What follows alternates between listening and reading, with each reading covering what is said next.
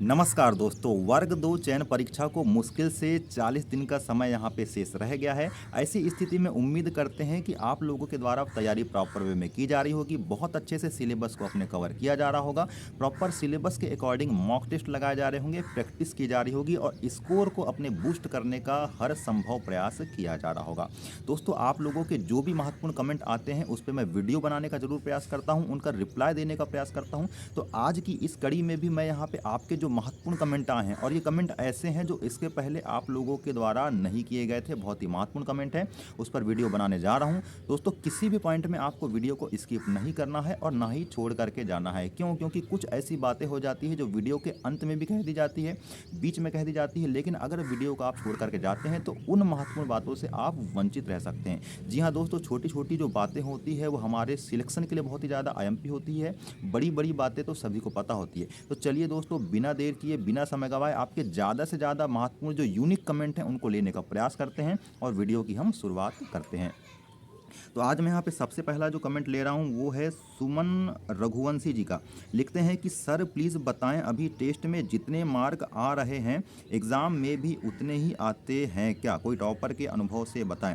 तो सुमन जी, मैं आपको बता दूं कि ऐसा ज़रूरी नहीं है कि मॉक टेस्ट अगर आप दे रहे हैं तो उसमें जितने मार्क अभी आ रहे हैं आपके मेन एग्ज़ाम, फाइनल एग्ज़ाम, वास्तविक परीक्षा में भी आपके उतने ही मार्क आएँ। लेकिन एक बात मैं यहाँ पे अपने अनुभव के आधार पे आपको ज़रूर कह देना चाहूँगा कि आपके जितने भी मार्क अभी मॉक टेस्ट में आ रहे होंगे, अगर आप सिलेबस के अकॉर्डिंग अपना मॉक टेस्ट लगा रहे हैं और सिलेबस के अकॉर्डिंग यहाँ पे पैटर्न आपके मॉक टेस्ट का है, तो ऐसी स्थिति में 5 से 8 नंबर का ही अंतर आपको मेन एग्जाम में देखने को मिलता है। जैसे कि अगर 100 में आपके 70 मार्क अभी आ रहे हैं तो डेफिनेटली आपके 75 से 65 के बीच यहाँ पे मार्क है, मतलब 5 नंबर या तो प्लस होंगे या 5 नंबर कम होंगे।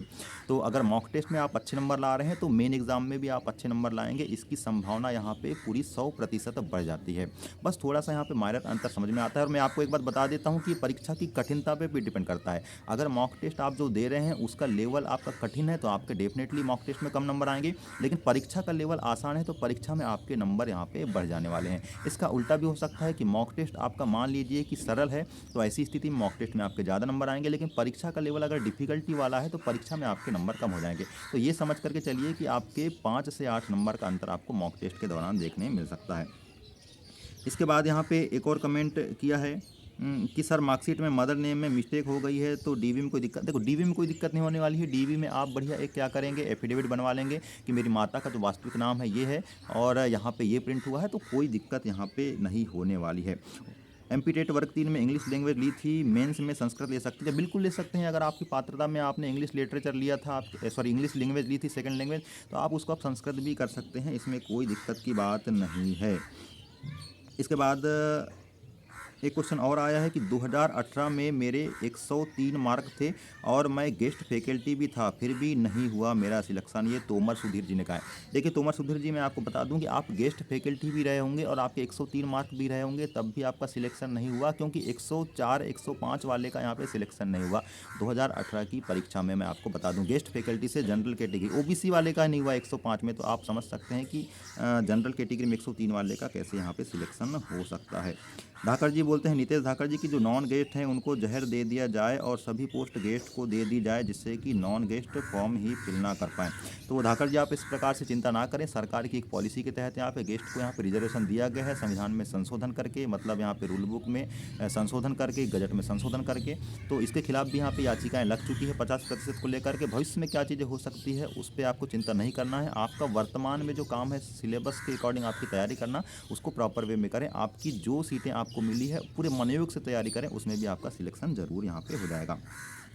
इसके बाद जितेंद्र जी का कहना है कि सर मेरा बीएससी सीए से है, जिसमें कंप्यूटर, जियोग्राफी, मैथ्स सब्जेक्ट है ऑल सेमेस्टर में, तो कोई प्रॉब्लम तो नहीं होगी? मैथ्स के साथ फिजिक्स या केमिस्ट्री नहीं है? तो जितेंद्र जी, बड़ी दिक्कत यहाँ पे हो सकती है। मैं आपको स्पेशली बता देना चाहता हूँ कि अगर आपने बीएससी किया है और आपके बीएससी में मैथ्स तो है ऑल सब्जेक्ट में, लेकिन आपका कंप्यूटर और जियोग्राफी है, तो दिक्कत हो सकती है, क्योंकि रूल बुक के अकॉर्डिंग आपका मैथ्स के अलावा फिजिक्स या केमिस्ट्री होना चाहिए, तभी आप यहाँ पे सिलेक्शन ले सकते हैं।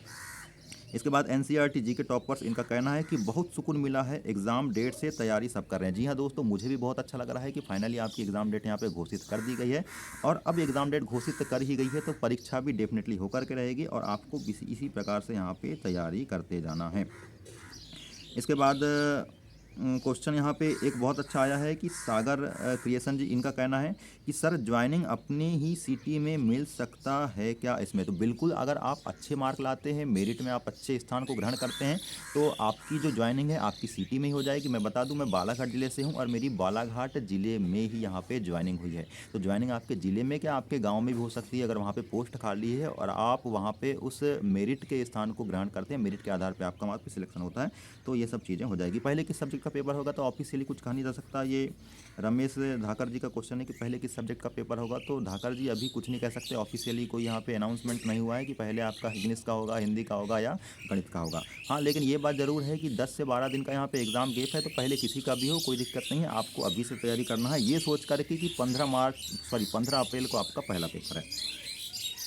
अब यहाँ पे भानु सेंगर जी का क्वेश्चन है कि कुछ नहीं समझ आ रहा, कहाँ से पढ़ें यार, कोई बताओ मैथ्स के लिए टीचर। तो मैथ्स को लेकर के यहाँ पे मैं आपको बता देता हूँ भानु सेंगर जी कि आप जिस भी प्लेटफॉर्म को अभी पढ़ रहे होंगे उसी से करिए, कुछ नया तैयारी मत करिए। अब यहाँ पे इनके कमेंट का एक बच्चे ने रिप्लाई भी दिया है, एक अभ्यर्थी ने रिप्लाई दिया है कि आप अमित गौर एकेडमी को देख लीजिए। तो ठीक है, आप अमित गौर एकेडमी को देख लीजिए, इसके अलावा भी बहुत सारी चीज़ें हो सकती है, तो उसको आप देख लीजिए। एक बहुत ही महत्वपूर्ण क्वेश्चन यहाँ पे समाचार पत्र में प्रकाशित भी हुआ था, उस कमेंट को हम यहाँ पे लेते हैं। कमेंट है कि सर अब सीटेट भी करना कंपलसरी हो गया है क्या? तो नेहा शर्मा जी का क्वेश्चन है। तो नेहा शर्मा जी, मैं आपको बता दूं कि सीटेट जो होती है एक प्रकार की शिक्षक बनने के लिए पात्रता परीक्षा ही होती है, उसके बाद मेंस एग्ज़ाम ली जाती है। तो अगर आपके सीटेट कंप्लीट नहीं है तो भी कोई दिक्कत की बात नहीं है। वैसे भी ये सीटेट किन के लिए ज़रूरी था, ये आपके जो गवर्नमेंट टीचर है या जो प्राइवेट स्कूल में या गवर्नमेंट स्कूल में पढ़ा रहे हैं, वो ऐसे टीचर जिनका सीटेट क्वालिफाई नहीं है, उनके लिए सीटेट की बात यहाँ पे सुप्रीम कोर्ट के द्वारा कही गई है। और सुप्रीम कोर्ट ने एनसीटीई को यहाँ पे लगभग 18 माह का समय दिया है कि आप यहाँ पे किस प्रकार से इन टीचर्स के लिए परीक्षा कंडक्ट करवाते हैं, उसको लेकर के हमें जवाब दीजिए। तो ये सब चीज़ें यहाँ पे है। आपकी अगर सीटेट नहीं भी है तो अभी कोई दिक्कत की बात नहीं, क्योंकि आप एमपीटेट तो यहाँ पे क्वालिफाई है ना, और एमपीटेट की पात्रता क्वालिफाई करने के बाद ही आप यहाँ पे चयन दे रहे हैं, तो किसी प्रकार की कोई दिक्कत नहीं हो सकती। हाँ, भविष्य में यहाँ पे आपको पता ही है कि नई शिक्षा नीति है जिसके तहत यहाँ पे सीटेट को अनिवार्य कर दिया गया है, तो भविष्य में ये चीज़ें हो सकती है, क्योंकि अभी आपका 4 चरणों में डिवाइड कर दिया गया है वैसे भी आपके न्यू एजुकेशन पॉलिसी के तहत यहाँ पे कहना चाहिए क्लासेस को। अभी हालांकि बिहार और हरियाणा में ये सब चीज़ें चल रही है, सीटेट क्वालिफाई होना अनिवार्य कर दिया गया है, तो हो सकता है एमपी में भी यहाँ पे लागू हो, लेकिन अभी ये भविष्य में हो सकता है, फिलहाल में चिंता करने की आवश्यकता नहीं है, और चीज़ें यहाँ पे अपडेट होने वाली है। इसके बाद एक क्वेश्चन रविंद्र शर्मा जी का है कि गेस्ट टीचर बन जाओ या तैयारी कर लो। तो गेस्ट टीचर बन जाओ या तैयारी कर लो, तो देखिए मतलब इनका ये कहना है कि गेस्ट टीचर में पढ़ाएं या तैयारी करें। तो देखिए आप अभी तो ऐसे परीक्षाओं का दौर है, तो परीक्षा अंतिम चरण में है, तो स्कूल में पढ़ाना तो पड़ता नहीं है, तो स्कूल में जो समय बचा है उसको आप यूटिलाइज़ करें, उसमें ज़्यादा से ज़्यादा पढ़ें, आप गेस्ट टीचर को अभी ना छोड़ें और अपनी पढ़ाई भी निरंतर जारी रखें। इसके बाद हिंदी में कितने फॉर्म भरे गए हैं, ये मीनाक्षी जी का क्वेश्चन है। तो मीनाक्षी जी, हिंदी या किसी भी सब्जेक्ट में कितने फॉर्म भरे गए हैं इसको लेकर के कुछ ऑफिशियली नहीं कहा जा सकता। हाँ, लेकिन यहाँ पे ये श्योर है कि सभी विषय के और सभी कैटेगरी के मिलाकर के टोटल नंबर ऑफ कैंडिडेट यहाँ पे 1.5 लाख के आसपास जरूर हैं। नॉन गेस्ट मैथ्स यूआर कितना कटअप जाएगा? देखिए नॉन गेस्ट का कटअप थोड़ा सा ज़्यादा जाने वाला है गेस्ट टीचर के कटअप से। अगर आप कटअप की बात कर ही रहे हैं तो मैं कटअप को लेकर के जल्द ही एक वीडियो बनाऊंगा और आपका टारगेट बता दूंगा कि आपको इतने इतने मार्क लाना है सभी सब्जेक्ट में, जिससे कि आपकी क्लियरिटी एक आ जाए, और वो भी संभावित कटअप होगा दोस्तों, क्योंकि श्योरिटी यहाँ पे कोई नहीं दे सकता कि इतना से इतना आपका कटअप जा सकता है। हाँ, लेकिन नॉन गेस्ट का ज़्यादा कटअप जाने वाला है, चाहे मैथ्स सब्जेक्ट हो या कोई भी सब्जेक्ट हो, आपको बता दूँ। इसके बाद एक भाई हैं राहुल कुशवाहा जी, पूछा है मेरा फिजिक्स केमिस्ट्री दोनों नहीं है, एग्ज़ाम दूं या नहीं? तो देखिए फिजिक्स केमिस्ट्री दोनों ही नहीं है, मैथ्स है लेकिन फिजिक्स केमिस्ट्री नहीं है, तो आप एग्ज़ाम ना ही दें ऐसा लग रहा है मुझे, क्योंकि दे भी देंगे तो रिजेक्शन के यहाँ पे पूरे चांस बन जाते हैं। अब सर कटअप बताएं मैथ्स गेस्ट फीमेल का। देखो मैथ्स आप गेस्ट हैं, उसके साथ मैथ्स सब्जेक्ट है और फीमेल कैटेगरी से हैं, तो यहाँ पे तो सोने पे सुहागे वाली बात है। आप अपने सिलेबस को ही बहुत अच्छे से कवर कर लीजिए, 40% से ज़्यादा नंबर लाने का यहाँ पे प्रयास करिए, आपका यहाँ पे सिलेक्शन श्योर हो जाएगा। ज्योति यादव जी का एक क्वेश्चन है।